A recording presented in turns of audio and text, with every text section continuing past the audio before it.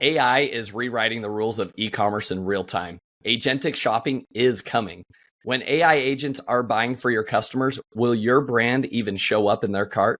If you're not adapting now, you are already behind. Welcome to the Ecomm Breakthrough Podcast. I'm your host, Josh Hadley. I scaled my own brand from 0 to 8 figures in sales, and now my mission is to take it to over 9 figures. On my journey to 9 figures, I bring you unfiltered conversations with the smartest minds in e-commerce. Past guests include Kevin King, Michael E. Gerber, author of The E-Myth, and Brandon Young from Seller Systems and Data Dive. Today's guest is someone that is at the forefront of one of the biggest shifts happening in e-commerce right now, the integration of AI into the core of how brands operate, scale, and compete. I'm thrilled to welcome Joe Lambadjieva, founder and CEO of Amazing Wave Digital, an agency that helps Amazon and e-commerce businesses unlock scalable growth through practical AI solutions. From AI-powered business process audits to tailor-made strategies, team training, and streamlined operations, Joe and her team help brands identify inefficiencies and build custom systems that actually move the needle. With a proven track record of helping brands increase productivity, scale and creative output, and build more agile teams, Joe is here to show you how to stop dabbling in AI and start integrating it in a way that's strategic, sustainable, and wildly profitable. With that introduction, welcome to the show, Joe. Thank you, Josh. Thank you so much for having me. Joe, I am stoked to have you on the show because you have one of the one of the most well-renowned AI newsletters in the e-commerce space. And we were just talking about how we were at the Amazon Accelerate event a few weeks ago, and you kept getting hit up from people that were like, hey, you're the girl who does the AI newsletter everywhere you walk. So you're becoming wildly popular, Joe. So I'm honored to have you on the show. Thank you so much. I wouldn't call it wildly popular, but it is very bizarre when people stop me and say, hey, I really like your newsletter. It's kind of a surreal and nice and very embarrassing kind of go and hide in a cupboard kind of moment. So, yeah. Hey, well, it means you're doing something right. That means obviously people are reading your newsletters and they're sharing it with other people. Otherwise, it wouldn't be gaining the momentum that it is. And Joe, that's exactly what I want to dive straight into today. E-commerce is changing, and it's changing fast. There's so much happening, not only with Amazon and Rufus and Cosmo, but OpenAI is already making some big plans to dive into that e-commerce space. We've also heard Perplexity diving into the e-commerce space. Like the e-commerce world as we know it, 3 to 5 years from now is going to look drastically different. And I am of the belief that the people that are surviving and thriving in that new e-commerce environment 3 to 5 years from now are going to be the people that are actually implementing changes to their business now, because otherwise you're just going to get left behind. So, Joe, would you see that as a true statement? And what do you see happening? If you were to look into your crystal ball right now, what do you think the future of e-commerce looks like 3 to 5 years from now?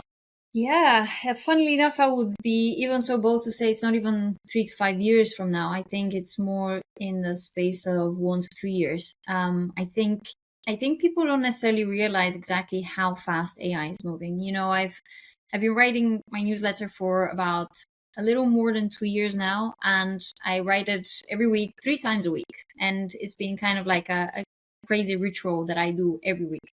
And so what this has allowed me to do is to see exactly how quickly we're shifting in terms of its dramatic shift in terms of what AI is capable of, and how much these companies are being invested in, and how much that is allowing them to build more and more and more. So what you're seeing is companies like OpenAI sort of sprawling in terms of the elements in which, or the industries in which they are kind of starting to gain momentum. And one of the industries is obviously e-commerce.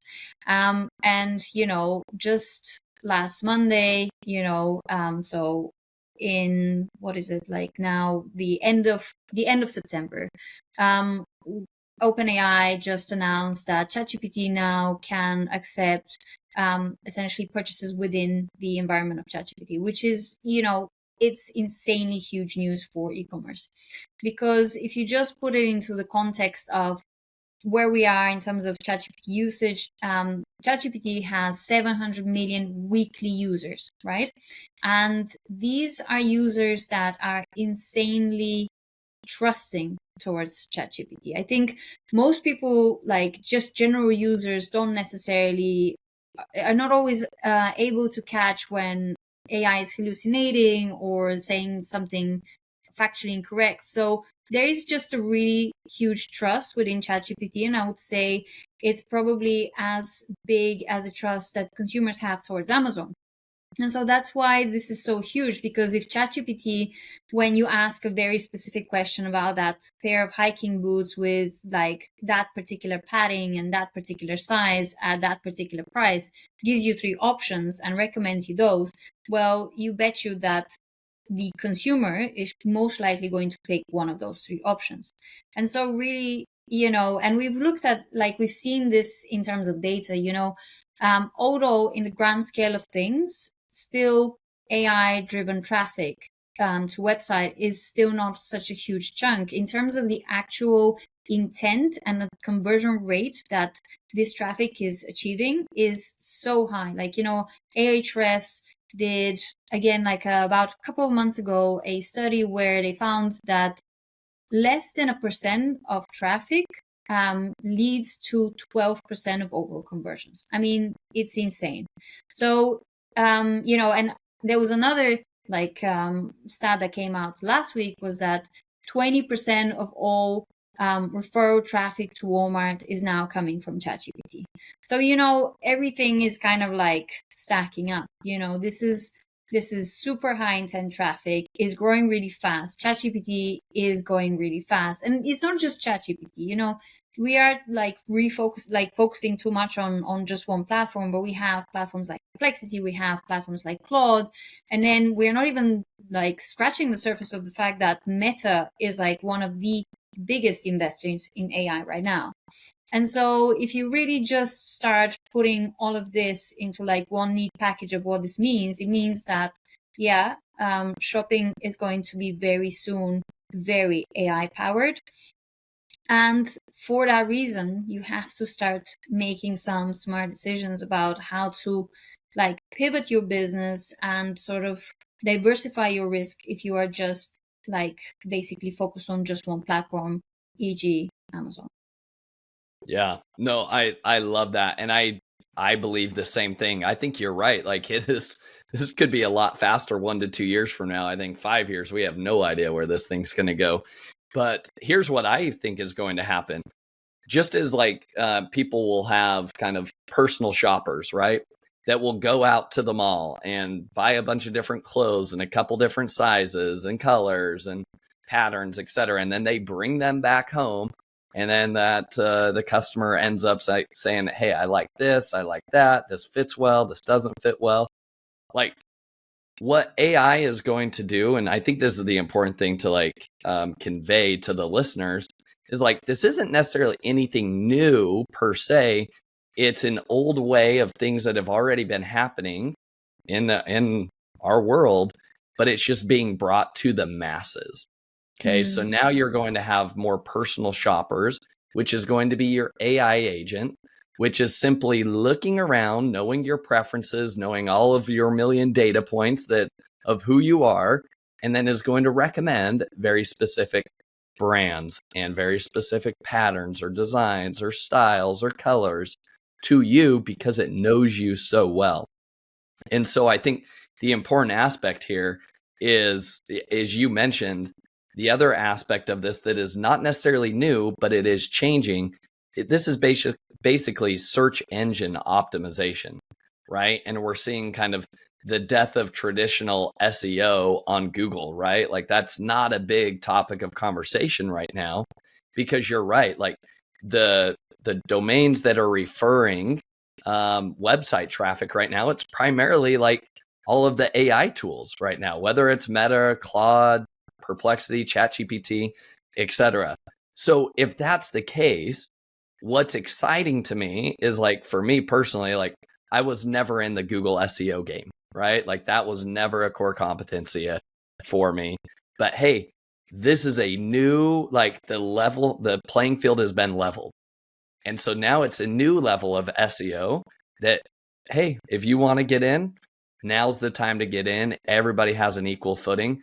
And what's interesting here, Joe, that I think we should call out, and I would love to then dive into like what are some specific action items that we can recommend to our listeners, which is this. If you are currently selling on Amazon right now, Amazon is not providing their feed over to like OpenAI. So OpenAI is not crawling Amazon and shooting traffic over to Amazon, but Google is, right? So like you'll find a lot of Amazon listings if you just search something on Google, right? You'll find that a lot. Amazon gets a ton of traffic from Google. So what happens if a lot of the traffic starts moving from these chat agents and it's referring, and Amazon, if it continues to dig in its heels and say, no, we don't want bots crawling our site, no AI integrations. I can't imagine that they do that if they begin to see like traffic falling off a cliff. But I think the importance is this, like you have no idea what Amazon's going to do. And in fact, you have no control over it. So why don't you begin doing something you have control over? And if you see where the puck is moving in e-commerce and everybody's hungry to get off of Amazon, nobody loves having 100% of their sales coming from one sales platform. Guys, this is the opportunity. This is like a Amazon back circa, 2005, 2010, all over again. It's TikTok Shop in 2023, all over again. Like this is a new opportunity and a new frontier that I'm super excited about. Joe, my question is, great. People know this. They're like excited about it. But here's the problem. I have no idea what to do. I have no idea how to optimize my listings. What in the world do I do? Because there is no playbook for, hey, here's exactly how to get your products recommended by OpenAI right now.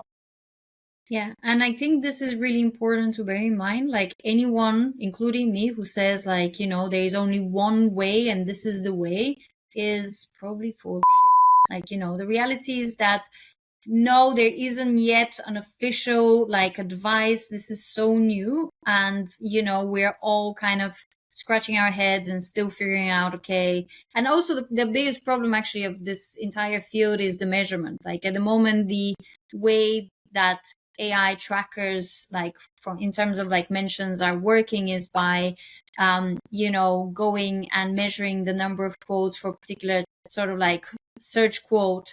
But this is wildly inaccurate as well because AI tailors the answers for each and every user based on the previous chat. Yeah, it's not a exact science, but there is some research in terms of, what large language models right now use as some of their most frequently sourced sources. And then there is obviously some research done in terms of, okay, from what we have seen, generally what might be moving the needle. So I think it's really important to for you to always just bear in mind that this is still very much an experimentation. And I think with anything new like this, that's why it's an opportunity, because people still haven't figured it out. If everyone knew how to do it ABC, then clearly it will be already a saturated market. But what we know is that every large language model has a slightly different preference in terms of what they basically source their recommendations from. Something like ChatGPT, really heavily skewed towards Wikipedia, Reddit, YouTube, and just generally, I guess across all of them, they love user-generated content. So the Reddits, the Quoras of this world, rank high. For something like the Google AI overviews or Perplexity, actually number one is Reddit. So the conclusion is one of the most important channels, or two of the most important channels actually, that you should focus on figuring out how to get in there is one, Reddit, and then two, Wikipedia. Thank you for listening. Visit ecommbreakthrough.com for more information. If you've enjoyed today's episode, the best way you can show your appreciation is by clicking the subscribe button and quickly leaving a review. See you again next time.